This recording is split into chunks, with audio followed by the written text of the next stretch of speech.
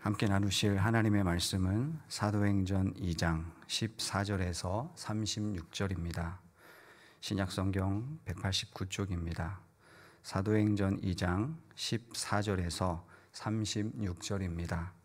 한 절씩 교독하시고 마지막 36절은 함께 읽겠습니다.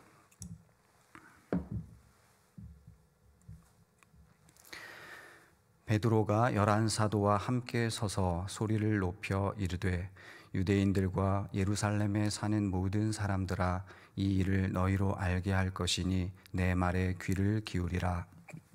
때가 제3시니 너희 생각과 같이 이 사람들이 취한 것이 아니라 이는 곧 선지자 요엘을 통하여 말씀하신 것이니 일러스되 하나님이 말씀하시기를 말세에 내가 내 영을 모든 육체에 부어주리니 너희의 자녀들은 예언할 것이요 너희의 젊은이들은 환상을 보고 너희의 늙은이들은 꿈을 꾸리라. 그때 내가 내 영을 내 남종과 여종들에게 부어주리니 그들이 예언할 것이요 또 내가 위로 하늘에서는 기사를 아래로 땅에서는 징조를 베풀리니 곧 피와 불과 연기로다. 주의 크고 영화로운 날이 이르기 전에 해가 변하여 어두워지고 달이 변하여 피가 되리라. 누구든지 주의 이름을 부르는 자는 구원을 받으리라 하였느니라. 이스라엘 사람들아, 이 말을 들으라. 너희도 아는 바와 같이 하나님께서 나사렛 예수로 큰 권능과 기사와 표적을 너희 가운데서 베푸사 너희 앞에서 그를 증언하셨느니라. 그가 하나님께서 정하신 뜻과 미리 아신 대로 내준 바 되었거늘 너희가 법 없는 자들의 손을 빌려 못 박아 죽였으나 하나님께서 그를 사망의 고통에서 풀어 살리셨으니 이는 그가 사망에 매여 있을 수 없었음이라. 다윗이 그를 가리켜 이르되 내가 항상 내 앞에 계신 주를 배웠으며 나로 요동하지 않게 하기 위하여 그가 내 우편에 계시도다. 그러므로 내 마음이 기뻐하였고 내 혀도 즐거워하였으며 육체도 희망에 거하리니 이는 내 영혼을 음부에 버리지 아니하시며 주의 거룩한 자로 썩음을 당하지 않게 하실 것이미로다. 주께서 생명의 길을 내게 보이셨으니 주 앞에서 내게 기쁨이 충만하게 하시리로다 하였으므로 형제들아, 내가 조상 다윗에 대하여 담대히 말할 수 있노니 다윗이 죽어 장사되어 그 묘가 오늘까지 우리 중에 있도다. 그는 선지자라. 하나님이 이미 맹세하사 그 자손 중에서 한 사람을 그 위에 앉게 하리라 하심을 알고 미리 본고로 그리스도의 부활을 말하되 그가 음부에 버림이 되지 않고 그의 육신이 썩음을 당하지 아니하시리라 하더니 이 예수를 하나님이 살리신지라. 우리가 다 이 일의 증인이로다. 하나님이 오른손으로 예수를 높이시매 그가 약속하신 성령을 아버지께 받아서 너희가 보고 듣는 이것을 부어 주셨느니라. 다윗은 하늘에 올라가지 못하였으나 친히 말하여 이르되 주께서 내 주에게 말씀하시기를 내가 내 원수로 내 발등상에 되게 하기까지 너는 내 우편에 앉아 있으라 하셨도다 하였으니 그런즉 이스라엘 온 집은 확실히 알지니 너희가 십자가에 못 박은 이 예수를 하나님이 주와 그리스도가 되게 하셨느니라. 아멘. 주님을 모른다고 부인하며 도망갔던 제자들은 부활하신 주님을 만난 이후에 약속의 말씀을 따라 열흘간 간절히 기도함으로 오순절 성령 강림을 체험하게 됩니다.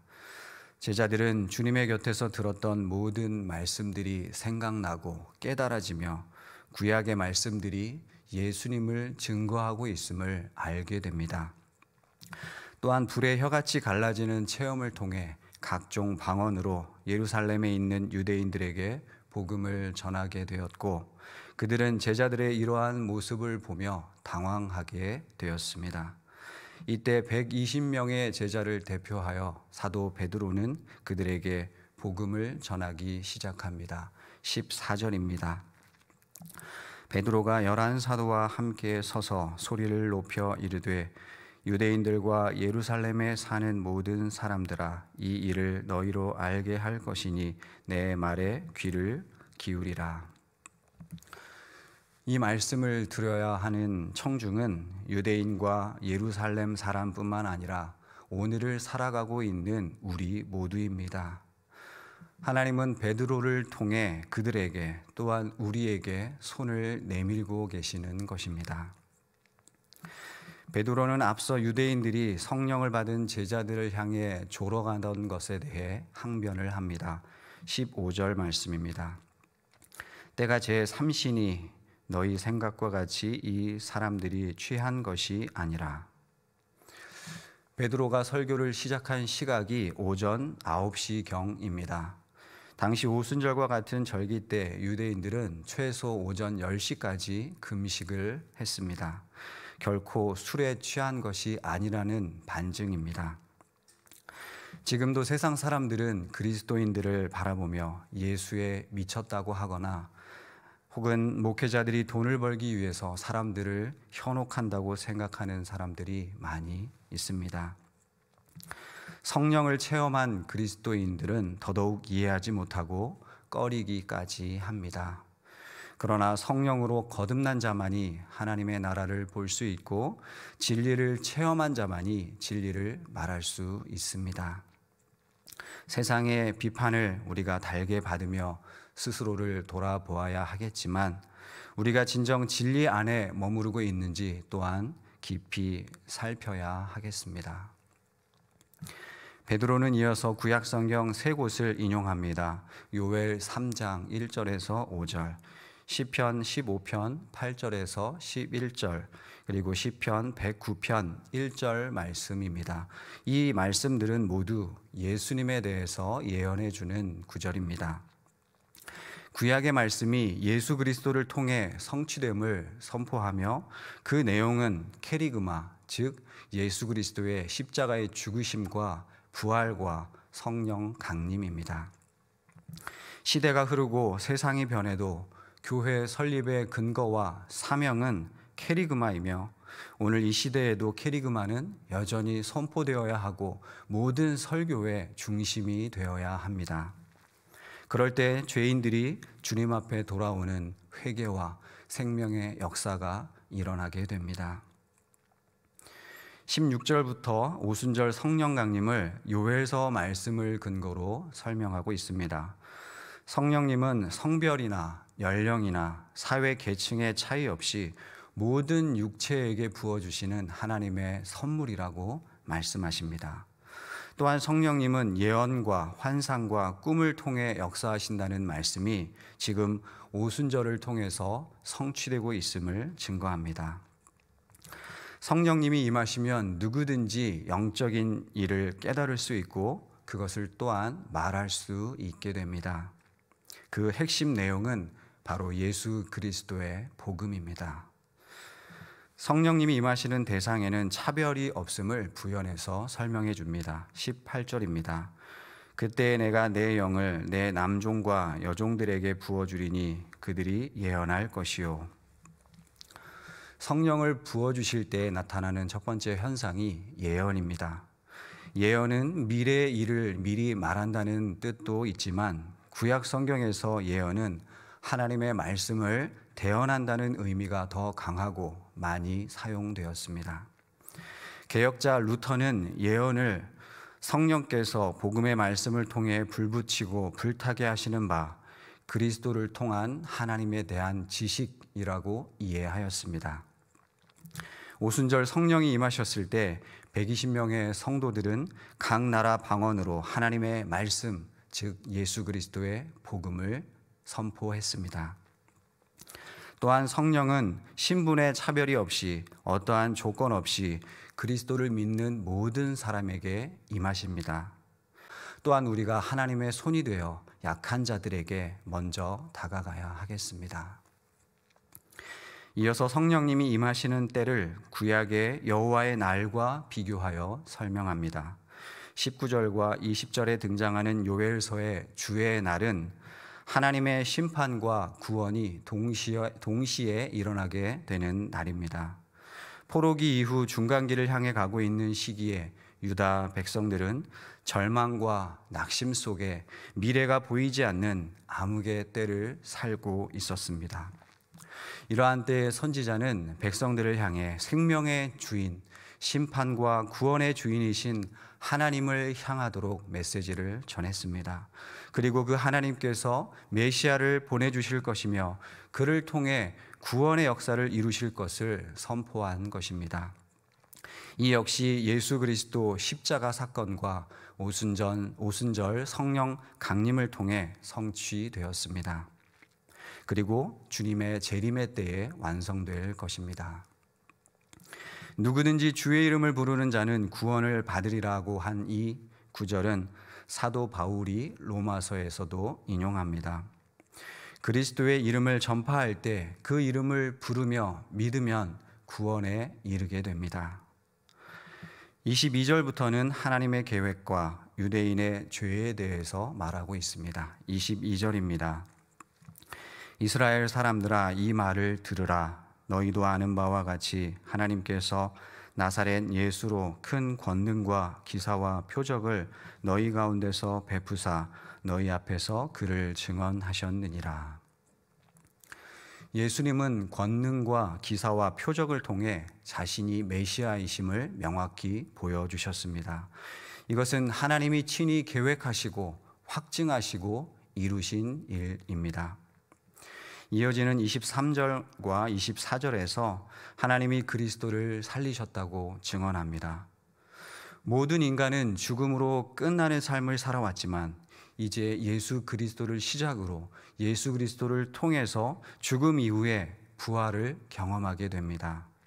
이것은 육체의 부활이며 신령한 몸으로 부활하여 영원히 그리스도와 거하게 되는 신비한 경험입니다. 그러므로 제자들의 복음 전도의 핵심은 예수 그리스도의 부활이 되었습니다. 베드로는 다윗의 시편을 인용하여 계속 설명합니다. 25절에서 27절 말씀입니다. 다윗이 그를 가리켜 이르되 내가 항상 내 앞에 계신 주를 배웠으며 나로 요동하지 않게 하기 위하여 그가 내 우편에 계시도다. 그러므로 내 마음이 기뻐하였고 내 혀도 즐거워하였으며 육체도 희망에 거하리니 이는 내 영혼을 음부에 버리지 아니하시며 주의 거룩한 자로 썩음을 당하지 않게 하실 것이미로다. 다윗에게 주님은 당시에 하나님이시지만 이것은 곧 그리스도를 예언해 주는 말씀입니다. 다윗 역시 언젠가 죽음과 육체의 썩음을 경험할 것이나 이후 그리스도의 부활 이후에 하나님 안에서 잠자는 자들이 육체의 부활을 경험하게 될 것을 소망하고 있는 것입니다. 다윗의 고백이지만 바로 예수 그리스도를 예언해 주는 말씀입니다. 29절에서는 다윗의 묘에 대해 언급합니다. 보통 예루살렘 실로암 연못 남쪽에 있는 한 무덤을 다윗의 묘로 추정하고 다른 몇 군데를 주장하기도 합니다. 분명한 것은 다윗은 죽음 이후에 장사를 치렀고 그 묘가 지금까지 관리되어 왔다는 것입니다. 이스라엘의 존경받는 왕 다윗이었지만 그 역시 인간일 뿐이고 죽음을 피하지 못했지만 이스라엘 사람들이 죽음에 넘기운 예수 그리스도는 죽음을 이기고 부활하셨음을 강조하는 것입니다. 30절과 31절에도 다윗을 선지자로 표현하며 그가 그리스도의 부활을 미리 보고 말했다고 설명합니다. 이어서 베드로는 자신을 그리스도의 부활의 증인으로 소개하고 있습니다. 32절입니다. 이 예수를 하나님이 살리신지라 우리가 다 이 일의 증인이로다. 제자들은 빈 무덤을 보고 살아나셔서 말씀하시는 주님을 곁에서 보고 함께 식사를 하고 40일간 주님과 동행하였습니다. 그리고 주님이 하늘로 올리우시는 것을 두 눈으로 똑똑히 보았습니다. 한 사람만이 아니고 500여 형제 그리고 다락방에서 기도하던 120명이 다 함께 보았습니다. 그러므로 제자들은 본 것을 증언할 수밖에 없는 증인이 된 것입니다. 우리 역시 베드로와 제자들처럼 어떻게 우리의 남은 삶을 그리스도의 십자가와 부활의 증인으로 살아갈 수 있을지 자신을 돌아보아야 하겠습니다. 33절에서 하나님은 예수님을 높이 올리셔서 영광스럽게 하셨고 예수님은 성령님을 보내주셨다고 말씀합니다. 그리하여 제자들이 예수님이 하신 일보다 더 큰 일을 하게 하시고 예수의 증인의 삶을 살도록 하셨다고 말씀합니다. 이제 베드로는 설교를 마무리합니다. 34절에서 36절입니다.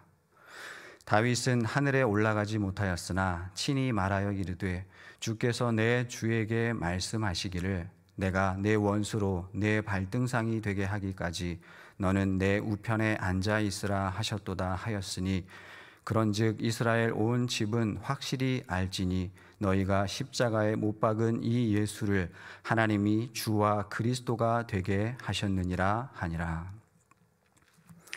발등상은 발을 올려놓는 대를 가리키며 왕좌 아래 놓는 발 받침대를 뜻합니다. 그러나 발등상이 된다라고 하는 이 말은 항복하다라는 말의 관용적인 표현입니다. 예수님의 부활과 승기로 말미암아 하나님 외에 그 어떤 존재라도 주님의 권세 아래 굴복하게 된 것을 뜻합니다. 부활 승천하심으로 예수님은 우리 모든 사람들의 주와 그리스도가 되셨습니다. 베드로는 이 말씀에 이어서 그들이 회개할 것을 촉구합니다. 그의 설교를 듣고 사람들은 마음에 찔려 우리가 어찌할꼬 하며 회개하게 되는데 그 수가 3,000이나 되었으며 나보다 더 큰 일을 하리라 하신 주님의 말씀이 이루어져 가게 됩니다. 이러한 성령님의 역사는 지금도 계속 이어지고 있습니다. 이 역사는 케리그마의 선포와 겸손한 회개의 기도로부터 시작됩니다. 우리 개인과 가정과 교회가 말씀 앞에서 그리스도의 복음 앞에서 회개하며 성령님의 일하심을 바라볼 수 있기를 소망합니다. 성령의 충만함으로 기도를 회복하고 또한 복음 증거를 회복하여 이 민족과 열방이 그리스도의 복음으로 다시금 새롭게 되며 한 영혼이 주님 앞에 돌아오는 역사가 계속되기를 힘쓰는 우리 모두가 되기를 간절히 축복합니다. 기도하시겠습니다. 하나님 아버지, 오늘도 말씀을 통해 예수님을 알아갈 수 있는 은혜를 주시니 감사드립니다. 구약의 예언대로 이 땅에 오시고 십자가에서 죽으시고 부활 승천하심으로 우리의 구원자와 주님이 되신 예수님의 이름을 날마다 부르며 구원을 경험하는 우리가 되기를 소망합니다.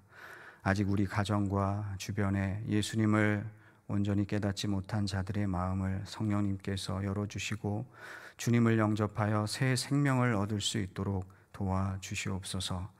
또한 우리가 이 일의 증인이 되어 그리스도의 복음을, 하나님의 말씀을 드러내는 예언자들로 살아가게 해 주시옵소서.